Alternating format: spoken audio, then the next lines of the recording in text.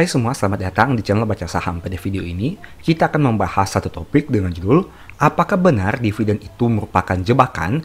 Tapi seperti biasa, semua pembahasan ini bukan rekomendasi dan hanya informasi. Ingat, kerugian kamu tanggung sendiri ya. Nah, saya tertarik membahas topik ini karena dalam waktu dekat akan ada musim dividen. Kamu tentu sudah tahu bahwa mayoritas perusahaan besar atau yang biasa kita sebut dengan big caps cenderung membagikan dividen satu kali dalam satu tahun. Dan dalam waktu dekat ini, kemungkinan untuk big banks yang akan melaksanakan RUPS dan akan memutuskan kapan mereka membagi dividen. Tentu hal ini menjadi pertanyaan, apakah kita harus membeli saham tersebut untuk mendapatkan dividen, ataukah dividen itu merupakan suatu jebakan yang mana jika kita beli sahamnya, kita dapat dividen tapi kita malah rugi secara capital loss. Kita akan membahasnya pada video kali ini. Untuk itu, silahkan tonton video ini dengan detail. Pertama, mari kita gunakan sebuah asumsi. Misalkan, harga saham di angka Rp1.000 dan nanti kita akan memperoleh dividen sebanyak Rp70. Artinya kita akan mendapatkan dividen yield sekitar 7% dari harga beli kita. Nah, memang dari sini kita bisa lihat bahwa kita mendapatkan uang sebanyak 7% tanpa kita harus peduli apakah harga sahamnya akan naik atau turun, apakah fundamentalnya baik atau tidak. Dengan catatan, kita membelinya saat sudah mengetahui angka dividen per share yang ditetapkan di tahun 2025 ini. Mengingat banyak juga perusahaan yang mungkin tidak rutin membagi dividen. Kadang dividennya besar, kadang dividennya kecil, tapi kadang juga tidak membagi dividen. Untuk itu, tips bagi kamu, usahakan kamu jika mencari dividen, carilah perusahaan yang konsisten membagi dividen dengan payout ratio yang stabil, dengan laba yang bertumbuh. Nah, kemudian bagaimana jika skenario-nya, harga sahamnya setelah kita beli sahamnya, kita terima dividen tapi ternyata malah turun menjadi Rp900. Itu artinya dividen yang kita peroleh sebanyak 7% ini sebenarnya sia-sia karena secara floating loss kita masih rugi 10% dari penurunan harga 1.000 ke 900. Itu artinya sebenarnya jika di total kita masih rugi sekitar 3% dari pembelian dividen yang kita peroleh. Nah, pertanyaannya di sini, apakah dividen itu menarik atau tidak? Apakah dividen itu menguntungkan atau tidak? Ini menurut pendapat saya pribadi. Dalam jangka pendek, mungkin saja akan terjadi lonjakan seperti ini. Kamu terima dividen 7%, tapi kamu mengalami floating loss 10%. Alhasil, angka ini akan menjadi kenyataan jika kamu realisasikan. Ingat, jika kamu jual sahamnya dan kamu realisasikan, floating loss ini menjadi realisasi loss, yang mana kamu rugi 10% dengan menerima dividen 7%. Tapi bagaimana jika kita melihat dalam jangka panjang? Memang tidak ada jaminan di masa depan harga saham akan terus naik. Tapi apabila perusahaan konsisten bagi dividen dari waktu ke waktu, seperti yang sudah saya bahas pada beberapa video sebelumnya, akan ada masanya di mana kamu bisa balik modal hanya dari dividen saja. Itu artinya tanpa peduli harga naik maupun turun, kamu tetap menerima dividen rutin setiap tahunnya. Dengan catatan, perusahaan terus memiliki kinerja yang baik bahkan bertumbuh dengan dividen payout ratio yang stabil. Sehingga kamu berpotensi menerima dividen yang secara konsisten dari tahun ke tahun. Memang bisa kita katakan cara ini agak membosankan karena kita tidak ngapa-ngapain, kita hanya menunggu dividen yang diterima setiap tahunnya. Tapi tentu kamu harus ingat bahwa sangat penting untuk memantau kinerja perusahaan yang terkini. Jangan sampai kamu sudah berharap mendapatkan dividen yang besar, tapi ternyata perusahaan kinerjanya sangat menurun sehingga terpaksa harus membagikan dividen yang kecil, bahkan tidak membagi dividen.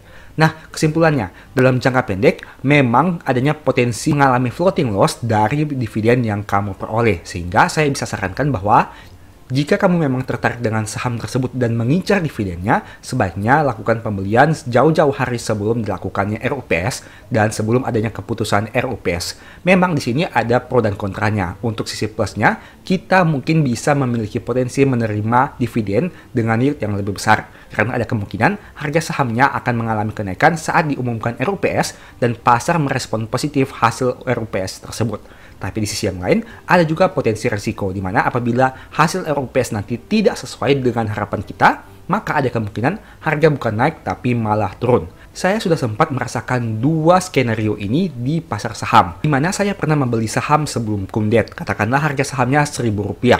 Dan karena saya tertarik memang dari sisi dividennya dan memang perusahaannya adalah perusahaan yang bagus. Nah, tapi pada saat RUPS ternyata ada sesuatu kondisi di mana yang menyebabkan pembagian jumlah dividennya tidak sesuai dengan yang diharapkan. Alhasil, harga saham bukan naik tapi malah turun. Katakanlah turun menjadi Rp900. Itu artinya di sini saya mengalami dua kerugian. Yang pertama, kerugian secara floating loss karena harga saham turun dari 1000 ke 900. Kerugian kedua adalah dividen yield saya menjadi lebih kecil. Karena sebenarnya saya bisa membeli pada harga 900 dan memiliki dividen yield yang jauh lebih besar apabila saya sabar menunggu hasil keputusan RUPS. Tapi, karena saya membelinya sebelum dilakukan RUPS, maka harga beli saya jauh lebih tinggi yaitu di angka Rp1.000. Tapi di sisi yang lain, ada juga skenario sebaliknya, di mana saya membeli sebelum adanya RUPS, sehingga memang saya mengincar dividen saham tersebut. Alhasil saat dilakukannya RUPS, hasil RUPS itu sesuai dengan yang diekspektasikan, sehingga membuat harga sahamnya mengalami kenaikan. Bahkan, saat cum-date dan ex-date sekalipun, meskipun harga sahamnya sempat turun sedikit, tapi kemudian naik lagi. Alhasil saya memperoleh dua keuntungan. Yang pertama, dividen yield yang besar, dan yang kedua, memiliki floating profit dari skenario tadi. Jadi, untuk jangka pendek, memang ada potensi dividen itu merupakan sebuah jebakan yang membuat kamu mengalami floating loss. Tapi tidak semua saham seperti itu. Jika kita bisa memanfaatkan kondisi sebaik mungkin, tapi ingat ini juga berpotensi resiko di mana mengalami floating loss dan adanya potensi kerugian dividen yield. Tapi jika kamu berani mengambil resiko tersebut, tidak menutup kemungkinan kamu bahkan bisa mengalami dua keuntungan. Yang pertama, dividen yield lebih besar. Yang kedua, menghasilkan capital gain. Nah, tapi untuk aspek dividen, saya pribadi lebih tertarik untuk fokus ke dalam jangka panjangnya. Saya kurang tertarik untuk jangka pendek, karena mengingat fluktuasi harga saham yang cenderung lebar jika melihat dalam time frame jangka pendek, sehingga lebih menarik untuk melihatnya dalam jangka panjang. Mari saya tunjukkan sebuah cerita terkait konsep dividen ini. Beberapa dari kamu mungkin sudah mengetahui terkait Warren Buffett yang memperoleh dividen jumbo dari saham Coca-Cola karena sudah membelinya sejak lama. Berdasarkan informasi di Google ini, kamu bisa baca, pada tahun 2024, Warren Buffett diperkirakan akan mendapatkan dividen sebesar 776 juta dolar dari Coca-Cola. Angka ini didasarkan pada 400 juta saham Coca-Cola yang dimiliki Berkshire Hathaway, perusahaan investasi milik Buffett. Nah, kamu bisa lihat di sini. Ini merupakan salah satu dari keajaiban dividen dalam jangka panjang dengan catatan perusahaannya konsisten tumbuh dan payout rasionya stabil dari waktu ke waktu. Kamu mungkin tahu bahwa perusahaan Warren Buffett ini memang jarang membagi dividen kepada pemegang sahamnya. Tapi menurut saya pribadi, perusahaan ini dapat memanfaatkan dividen dari perusahaan yang mereka beli untuk menghasilkan keuntungan dalam jangka panjang. Setidaknya berdasarkan artikel ini, kamu bisa baca di sini bahwa konglomerat ini akan mengantongi pendapatan dividen sebanyak 6 miliar US dollar atau setara 94,16 triliun pada tahun depan. Mengutip Investing, Minggu 12 November 2023, sebagian besar pendapatan dividen Berkshire Hathaway tahun depan akan berasal dari 3 perusahaan saja. Itu artinya dari sini kamu bisa lihat bahwa Warren Buffett ini cenderung tertarik dengan beberapa perusahaan besar yang sudah terkenal dan sudah terbukti sepak terjangnya dan memiliki prospek yang menarik di masa depan. Sebut saja seperti Coca-Cola, Bank of America, Apple, dan masih banyak lagi. Nah, itu merupakan salah satu strategi yang mungkin bisa kita terapkan di Indonesia dengan mengacu kepada konsep dividend investing untuk diproyeksikan dalam jangka panjang dengan catatan perusahaannya bertumbuh, kinerjanya bagus, memiliki prospek yang baik, dividen payout rasionya stabil, dan konsisten membagi dividen setiap tahunnya. Sebagai contoh, ini merupakan salah satu historical pembagian dividen dari saham BBRI. Bisa kamu lihat di sini pada tahun 2003, jumlah pembagian dividennya hanya 8,21 per lembar saham. Itu di mana setara dengan pembagian dividen sebanyak 990 miliar rupiah dan 75% dari laba yang mereka capai. Seiring dengan berjalannya waktu, kamu tentu sudah tahu bahwa pada tahun 2023, BRI membagikan dividen dengan angka yang jauh lebih besar. Begitu juga dengan dividen interim dibagi di tahun 2024. Angkanya secara pencapaian laba yang mereka capai jauh lebih besar, sehingga menyebabkan dividen yang dibagikan juga menjadi lebih besar. Apalagi pada beberapa waktu terakhir ini, payout rasio BBRI sangat tinggi dengan angka sekitaran 80-85%. Nah, bisa kamu lihat di sini. Untuk historical pembagian dividen BRI, memang dalam jangka waktu yang panjang kita bisa melihat di sini.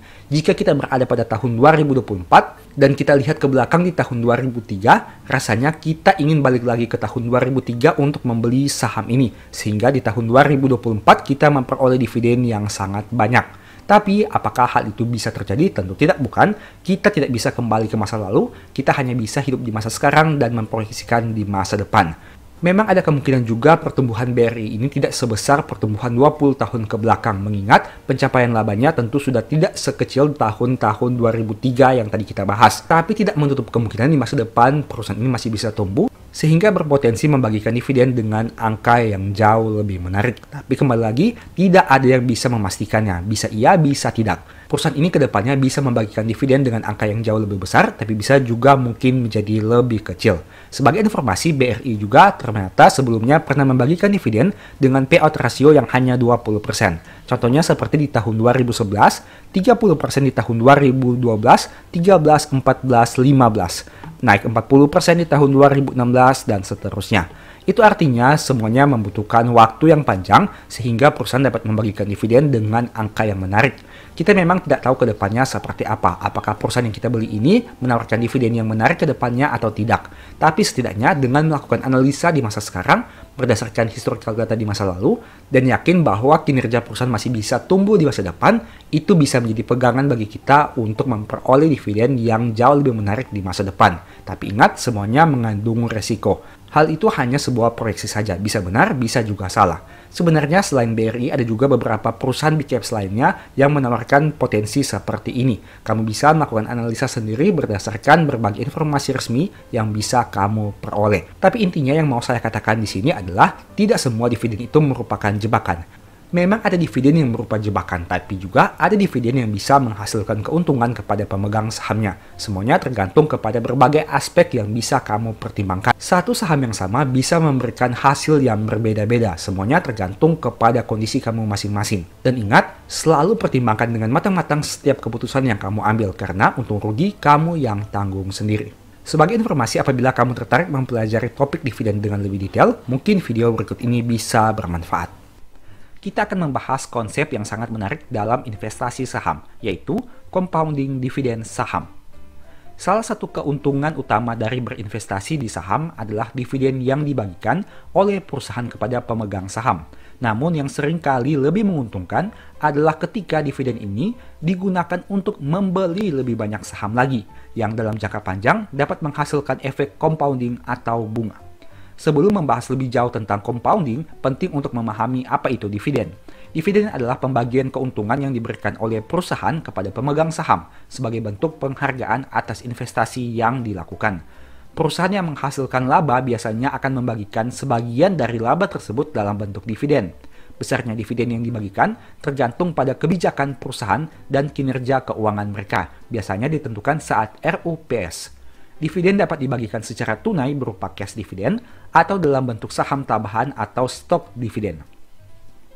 Compounding dividen saham adalah proses di mana dividen yang diterima oleh investor digunakan kembali untuk membeli lebih banyak saham. Dengan cara ini, jumlah saham yang dimiliki bertambah dan di masa depan, investor akan menerima lebih banyak dividen karena jumlah saham yang lebih banyak. Pada dasarnya, ini adalah efek bunga majemuk dalam investasi saham, di mana keuntungan yang diperoleh diinvestasikan kembali untuk menghasilkan keuntungan yang lebih besar. Contoh sederhananya, jika Anda memiliki 100 saham dan menerima dividen per saham Rp1.000, Anda akan menerima uang Rp100.000 karena 100 lembar saham dikalikan dengan 1.000 dividen per lembar sahamnya. Jika Anda menggunakan dividen tersebut untuk membeli lebih banyak saham, jumlah saham Anda akan bertambah. Dividen yang Anda terima tahun depan juga akan lebih besar karena jumlah saham Anda sudah bertambah. Dan siklus ini terus berulang. Artinya, jika kamu mengulangi di tahun depan, akan ada efek compounding atau bola salju di tahun kedepannya juga. Bagaimana cara kerja compounding dividen? Pertama, penerimaan dividen. Setiap kali perusahaan membayar dividen, investor akan menerima sejumlah uang berdasarkan jumlah saham yang dimilikinya. Sebagai contoh, jika dividen per saham adalah 1.000 dan investor memiliki 100 lembar saham, maka total dividen yang diterima adalah Rp100.000. Kedua, reinvestasi dividen. Daripada menarik uang tunai tersebut dalam bentuk dividen, investor dapat memilih untuk menggunakan dividen tersebut untuk membeli lebih banyak saham. Dibandingkan konsumtif, lebih baik direinvestasikan. Dengan kata lain, Anda tidak perlu top up dana untuk membeli saham lagi, melainkan menggunakan uang dari dividen untuk beli saham tersebut. Ketiga, penambahan jumlah saham. Dengan membeli lebih banyak saham, jumlah saham yang dimiliki oleh investor bertambah. Misal, jika investor menggunakan Rp100.000 untuk membeli lebih banyak saham dengan harga Rp1.000 per saham, investor akan mendapatkan tambahan 100 saham lagi. Keempat, dividen yang lebih besar. Pada periode berikutnya, dividen yang diterima akan lebih besar karena jumlah saham yang dimiliki lebih banyak. Hal ini menciptakan efek snowball atau bola salju, di mana dividen yang diterima terus meningkat seiring dengan bertambahnya jumlah saham yang dimiliki. Manfaat compounding dividen. Pertama, meningkatkan keuntungan dalam jangka panjang. Compounding dividen sangat bermanfaat dalam jangka panjang, walaupun dividen per saham mungkin terlihat kecil pada awalnya. Dengan reinvestasi yang terus dilakukan, nilai investasi dapat berkembang dengan sangat pesat dalam jangka waktu yang panjang. Kedua, efek bunga majemuk. Seperti halnya dalam tabungan atau obligasi, reinvestasi dividen menciptakan efek bunga majemuk. Semakin lama dividen diinvestasikan, semakin banyak pula efek compounding yang bisa terjadi. Ketiga, peningkatan jumlah saham secara otomatis. Reinvestasi dividen memungkinkan investor untuk menambah jumlah saham secara otomatis tanpa perlu mengeluarkan uang tambahan. Hal ini sangat berguna bagi investor yang ingin mengoptimalkan portofolio mereka tanpa perlu berinvestasi tambahan secara manual atau top up dana. Karena untuk membeli saham, kita hanya menggunakan dana yang diperoleh dari dividen. Keempat, mengurangi risiko investasi. Dengan memperbanyak jumlah lembar saham dari waktu ke waktu, investor secara tidak langsung dapat mengurangi biaya atau harga rata-rata per saham yang mereka beli. Hal ini bisa membantu mengurangi dampak volatilitas pasar, karena lebih banyak saham yang dimiliki dapat menurunkan risiko investasi. Tentunya apabila membeli saham pada harga yang lebih rendah dengan dividen yang kamu peroleh, akan berdampak pada harga rata-rata yang lebih rendah. Begitu juga sebaliknya.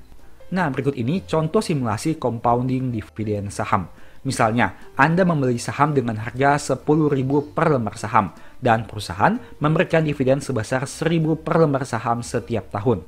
Anda mulai investasi dengan membeli 100 lembar saham.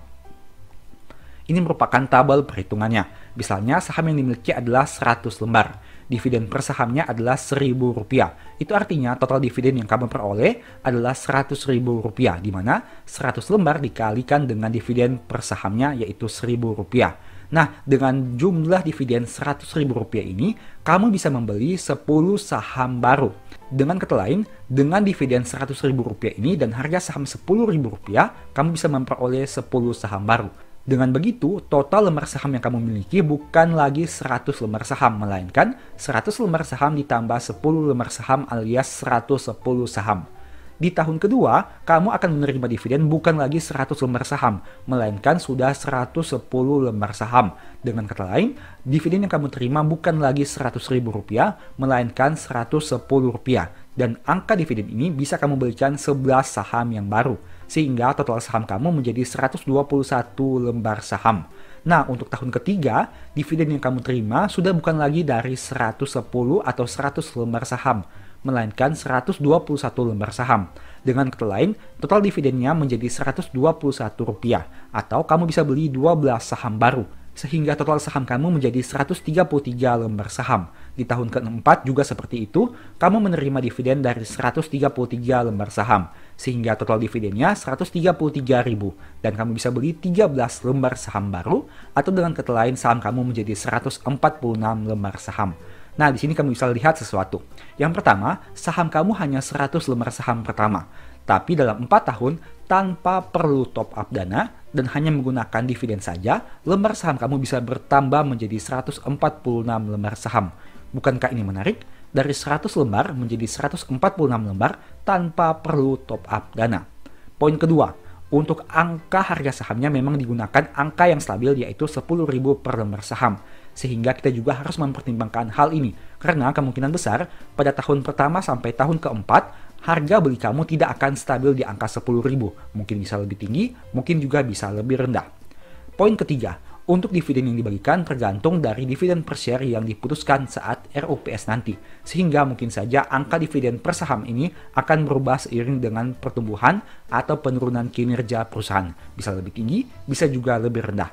Tapi setidaknya dengan simulasi sederhana ini, kamu bisa lihat manfaat dari compounding dividen di masa depan. Dengan jumlah lembar saham yang sedikit, dengan dividen yang direinvestasikan, di masa depan lembar saham kamu bisa semakin banyak. Dalam contoh ini, setiap tahun dividen yang diterima digunakan untuk membeli lebih banyak saham. Akibatnya, jumlah saham yang dimiliki bertambah, dan dividen yang diterima pun semakin besar. Kesimpulan, compounding dividen saham adalah strategi yang sangat menarik dalam investasi saham. Dengan reinvestasi dividen, investor dapat memanfaatkan efek bunga majemuk untuk mengembangkan kekayaan mereka dalam jangka panjang. Meskipun hasil dividen mungkin kecil pada awalnya, tapi dengan konsistensi dan waktu, manfaat dari compounding dapat menjadi luar biasa. Sebagai investor, sangat penting untuk memilih saham yang memiliki rekam jejak pembayaran dividen yang stabil dan konsisten. Kamu bisa melihat histori pembagian dividen perusahaan dari berbagai sumber, seperti aplikasi sekuritas, laporan tahunan perusahaan, website resmi perusahaan, dan lain-lain. Ini merupakan contoh yang saya ambil dari website resmi BCA terkait dividen yang mereka bagikan. Kamu bisa lihat di sini. Untuk tahun buku 2001, dividen yang mereka bagikan adalah Rp28 per lembar saham yang dibagikan pada tahun 2002. Sebagai catatan, BCA melakukan pemecahan saham atau stock split dengan rasio 1:2 atau pemecahan dari 1 lembar saham menjadi 2 lembar saham efektif pada tanggal 15 Mei 2001, 8 Juni 2004, 31 Juni 2008. Serta melakukan pemecahan saham stock split dengan rasio 1:5 atau pemecahan dari 1 lembar menjadi 5 lembar pada tanggal 15 Oktober tahun 2021. Itu artinya kamu harus menyesuaikan angka ini dengan stock split yang pernah dilakukan oleh BCA pada tahun 2001, 2004, 2008, dan 2021. Tapi secara sekilas kamu bisa lihat, dari angka dividen per share 28 di tahun 2023 yang mana dibagikan dividennya di tahun 2024, nilai per sahamnya menjadi 227 per lembar saham. Kenaikan yang sangat luar biasa. Meskipun kita juga harus menyesuaikannya dengan angka stock split. Dari data ini kamu bisa melihat kehebatan dividen di masa depan asalkan perusahaannya konsisten bertumbuh. Dan yang menjadi PR sebenarnya mencari saham apakah yang memiliki prospek ke depannya yang mengalami pertumbuhan yang cukup baik, contohnya seperti BCA ini. Tapi ingat, data di masa lalu tidak menjamin data di masa depan akan terulang kembali. Mungkin saja saham di masa lalu yang kamu lihat bagus, tapi belum tentu di masa depan juga tetap bagus. Sehingga harus pertimbangkan dari aspek profit dan potensi resikonya. Dan ingat, semua saham yang disebutkan bukan rekomendasi dan hanya informasi saja. Untung rugi kamu yang tanggung sendiri. Silahkan kamu hitung sendiri berapa persen kenaikan dividen BCA setelah disesuaikan dengan stock split. Dengan strategi yang tepat dan kesabaran, compounding dividen saham dapat menjadi salah satu kunci untuk mencapai tujuan finansial dalam jangka panjang. Demikianlah pembahasan singkat pada video ini. Selalu ingat bahwa semua saham yang disebutkan bukan rekomendasi dan hanya bersifat edukasi serta informasi. Mohon juga agar dapat mengecek kembali data yang ditampilkan karena bisa saja terjadi kesalahan pengetikan atau pengambilan data. Di video berikutnya ingin dibahas materi apa lagi? Tulis di kolom komentar ya. Sebagai informasi, berikut ini beberapa list ebook baca saham. Pertama, psikologi saham. Kedua, stock for living. Ketiga, strategi nabung saham. Keempat, the stock market. Dan yang kelima, cara cepat analisa laporan keuangan. Apabila tertarik, chat saja pada nomor WA yang ada. Sekian video ini, semoga bermanfaat. Thank you.